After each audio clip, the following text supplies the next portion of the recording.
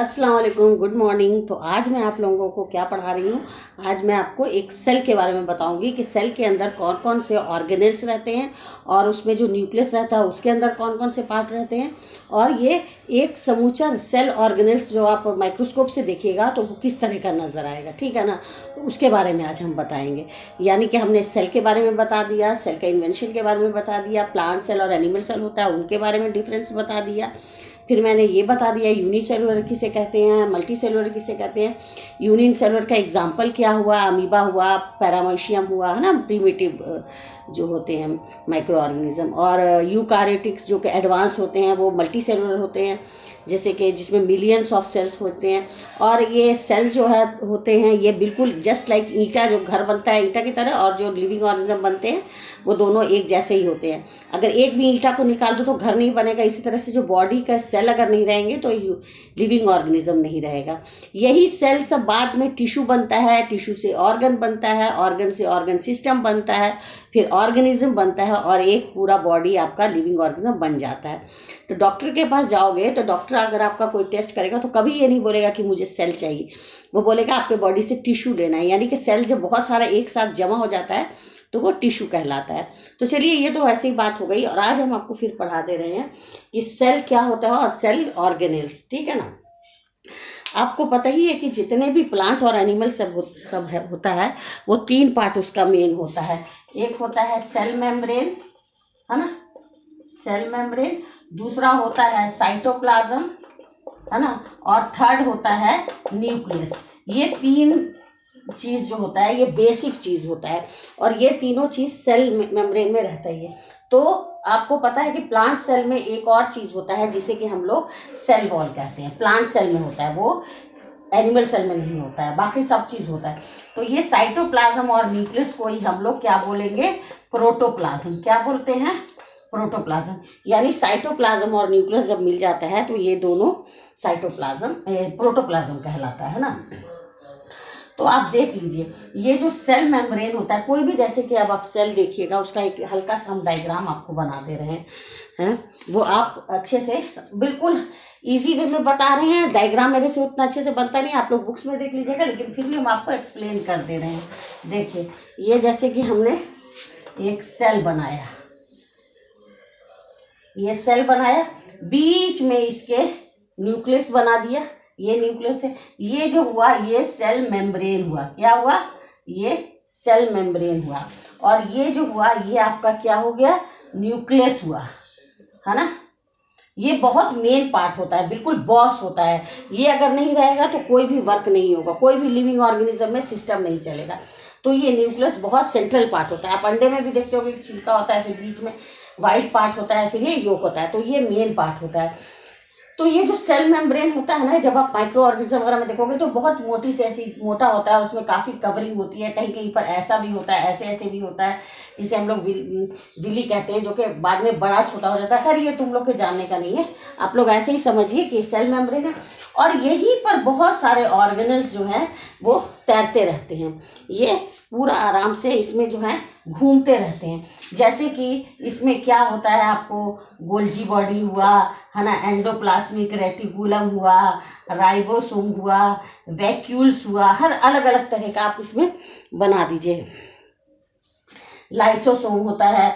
और फिर इसी तरह से गोल्जी बॉडी होती है जिसमें कि थोड़ा सा ये होता है, इसे राइबोसोम भी कहते हैं। एंडोप्लाज्मिक रेटिकुलम हुआ, राइबोसोम हुआ, गोल्जी बॉडी हुआ, लाइसोसोम हुआ, ये सारे ऑर्गेनल जो है इसी साइटोप्लाज्म में, इसी में ये जो साइटोप्लाज्म है इसमें घूमता रहता है ऐसे करके। और लाइफ का जितना भी पार्ट होता है उसको ये सारे करते रहते हैं। सेल मेम्ब्रेन का क्या फंक्शन होता है कि ये तो पहला कि शेप देता है बॉडी को एक, ये पूरा सेल को एक शेप देता है सेल मेम्ब्रेन।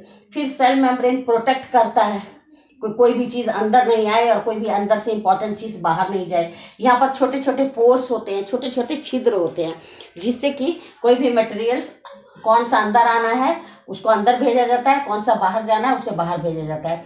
जैसे कि बहुत सेलेक्ट करते हैं, सेलेक्टिवली परमेएबल होता है ना, और ये प्रोटेक्ट करता है सेल को। तो कौन कौन से इसका फंक्शन हो गया, एक तो हो गया ये प्रोटेक्ट करता है सेल को, ये शेप प्रोवाइड करता है, और सेलेक्टिवली परमेएबल होता है। कौन? ये सेल मेम्ब्रेन, ठीक है ना। और ये सेल मेम्ब्रेन के अलावा प्लांट में सेल वॉल होता है, उसका भी काम यही होता है, रिजिडिटी देता है, प्रोटेक्ट करता है, और सिलेक्टिवली परमेएबल होता है। अब ये जो साइटोप्लाज्म होता है बीच में, जो गाढ़ा जेली लाइक होता है, इसके बीच में यहाँ पर आपका न्यूक्लियस भी होता है। तो इसमें बहुत सारे ऑर्गेनल्स तैरते रहते हैं, है ना। जैसे कि कौन कौन से ऑर्गेनल्स तैरते, जैसे कि माइटोकॉन्ड्रिया। माइटोकॉन्ड्रिया जो होता है, इसको पावर हाउस होता है, जिस तरह से एक पावर को जनरेट करता है, रेस्पिरेशन का काम करता है। इसको पैलेट एक अल्टमान एक साइंटिस्ट थे जिन्होंने इसका माइटोकॉन्ड्रिया के बारे में बताया। आप देख लीजिएगा सेल में माइटोकॉन्ड्रिया कहाँ पे होता है। ये सारे की सारे चीज साइटोप्लाज्म में होते हैं।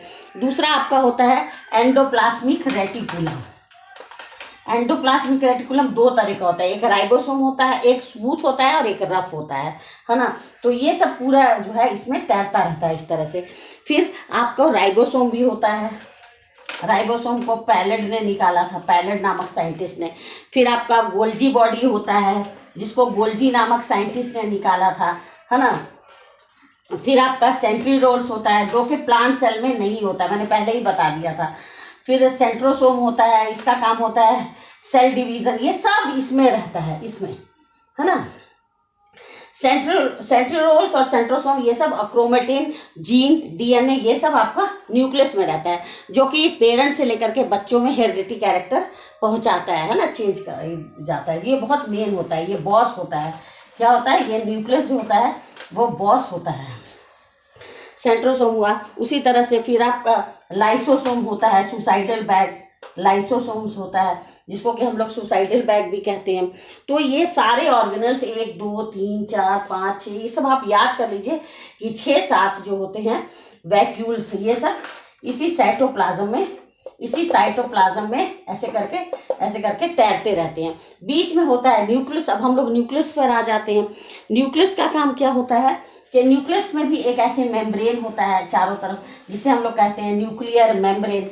फिर इसके अंदर एक और छोटा सा होता है जिसे कि हम लोग न्यूक्लियोलस कहते हैं, है ना। इसमें बहुत तरह का छोटा छोटा क्रोमोसोम हुआ, सेंट्रोम हुआ, और इस तरह का क्रोमेटिन का जाल बिछा होता है, इस तरह का, जिसे कि हम लोग बोलते हैं क्रोमेटिन नेटवर्क, ठीक है ना। तो ये एक सेल है जो कि एनिमल सेल है। कौन सेल है? Animal cell. इसमें प्लांट सेल में आपको प्लास्टिड होगा, फिर वैक्यूल्स होगा बहुत बड़ा सा, और लेकिन एनिमल सेल में होगा एक सेल मेम्ब्रेन होगा, न्यूक्लियस होगा, साइटोप्लाज्म होगा। साइटोप्लाज्म और न्यूक्लियस को मिला के हम लोग प्रोटोप्लाज्म भी कहते हैं। इसमें बहुत सारे सेल ऑर्गेनल्स तैरते रहते हैं, जो कि आपको बता दिया। इनका काम होता है, ये साइटोप्लाज्म का भी काम होता है शेप देना। फिर ये सेल को शेप देते हैं, और उसके बाद से जितने भी वेस्ट मटेरियल हैं उनको डिज़ोल्व करते हैं। डिज़ोल्व करने के बाद जेनेटिक मटेरियल्स वगैरह का ट्रांसफ़र करते हैं इधर से एक पेरेंट से इसके ऑफ स्प्रिंग्स में। फिर ये जो है होते हैं क्या, ये रेस्पिरेशन भी सेल में सेलुलर रेस्पिरेशन करते हैं। Mitochondria, endoplasmic reticulum, Golgi body जो होता है उसका काम होता है सीक्रेशन। तो ये सारा आप एक सेल बना लीजिए, अच्छे से डायग्राम बुक में देख लीजिए, और उसमें कितने ऑर्गेनिज्म तैरते रहते हैं, इधर ही ऐसे करके तैरता रहेगा। और जो न्यूक्लियस होता है उसमें भी 4 मेम्ब्रेन होते हैं। न्यूक्लियर मेम्ब्रेन, इसमें भी एक मेम्ब्रेन होता है, न्यूक्लियर मेम्ब्रेन। फिर न्यूक्लियोलस होता है बड़ा सा, फिर क्रोमेटिन नेटवर्क होता है बीच में। ये हेरिडिटी मटेरियल है, यानी जो भी पेरेंट्स का कैरेक्टर है वो बच्चों में ये डीएनए, जीन, सेंट्रोसोम, सेंट्रोल्स से ही, क्रोमोसोम से ही जाता है। तो आज हमने आपको एनिमल सेल पढ़ा दिया। बहुत छोटा सा एनिमल सेल का डायग्राम बनाओ, उसमें एक ऐसा कवरिंग बनाओ एनिमल सेल का, जिसको सेल मेम्ब्रेन कहते हैं, जिसका काम होता है प्रोटेक्ट करना, शेप देना, सेलेक्टिवली परमेएबल होता है। उसी तरह से इसके मेम्ब्रेन का भी वही काम होता है। इसमें बहुत सारे ऑर्गेनल्स तैरते रहते हैं, जैसे mitochondria, endoplasmic reticulum, ribosome, lysosome, Golgi body. और ये सारे साइंटिस्ट ने डिस्कवर किया था। कब डिस्कवर हुआ ये सब?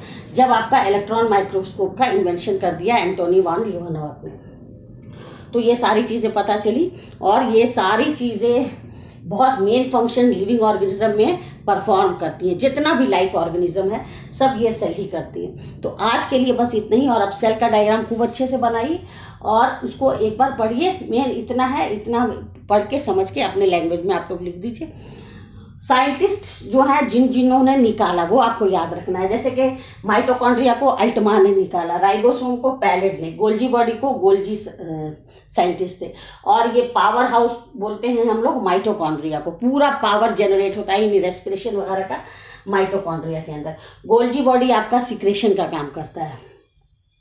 सेंट्रियोल और सेंट्रोसोम जो है वो आपका मटेरियल्स के अंदर जो है वो जेनेटिक मटेरियल्स को बाहर और अंदर मतलब ले जाता है। पेरेंट्स से ऑफिस स्प्रिंग्स में ये हेरिडिटी मटेरियल है। तो उम्मीद है कि आपको ये एनिमल सेल समझ में आ गया होगा। डायग्राम्स आप लोग देख लीजिए, बिल्कुल क्लियर है। और उसमें थोड़ा थोड़ा डिफर कर दीजिएगा। एंडोप्लाज्मिक रेटिकुलम किस तरह का होता है, राइबोसोम कैसा होता है, गोल्जी कम्प्लेक्स, है ना। बस यही है, सेल आपका यही है, लेकिन ये बेस है। अगर सेल पढ़ लिया तो फिर आपको यही सेल से आगे जाकर के टिश्यू बनते हैं, फिर यही टिश्यूज आपके ऑर्गन बनते हैं, फिर यही ऑर्गन सिस्टम, फिर उसके बाद एक ऑर्गेनिज्म बन के। बिना सेल के कोई भी लिविंग ऑर्गेनिज्म नहीं होता है। ठीक है ना। तो आज के लिए इतना ही, फिर हम कल पढ़ाएंगे। Okay, take